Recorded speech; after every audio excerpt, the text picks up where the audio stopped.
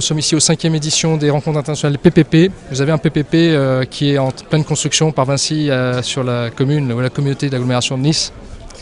Oui, nous avons effectivement un des 9 stades qui est retenu pour l'organisation de l'Euro 2016,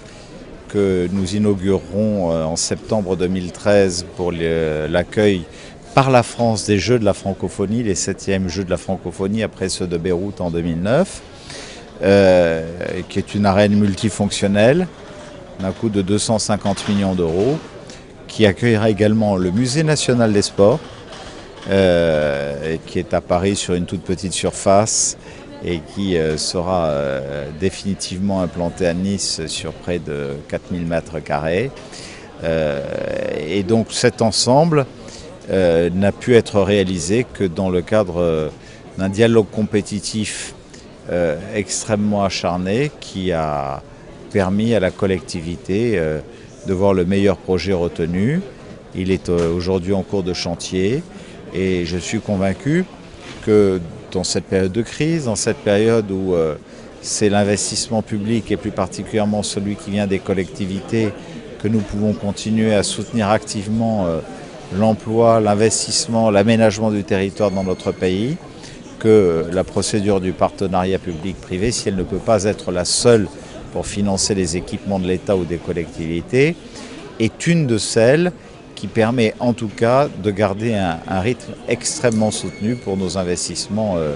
en France. Et je salue en tout cas ici les partenaires qui ont été retenus par le jury et par le dialogue compétitif, à savoir le groupe Vinci, avec un des meilleurs architectes français qui est Jean-Michel Wilmotte. Nice était avant tout une grande destination de tourisme, la première après Paris en France. Nous avons maintenant besoin de multiplier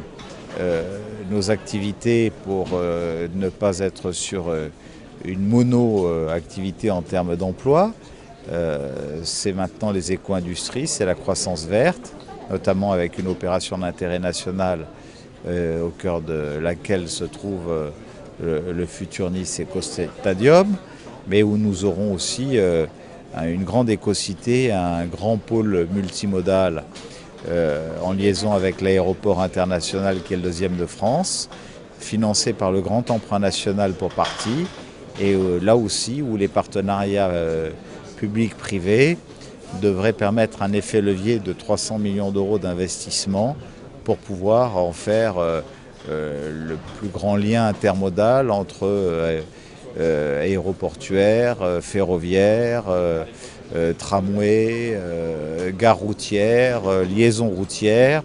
au cœur d'une grande agglomération, sans doute le plus grand projet en Europe. Merci beaucoup, monsieur. Merci.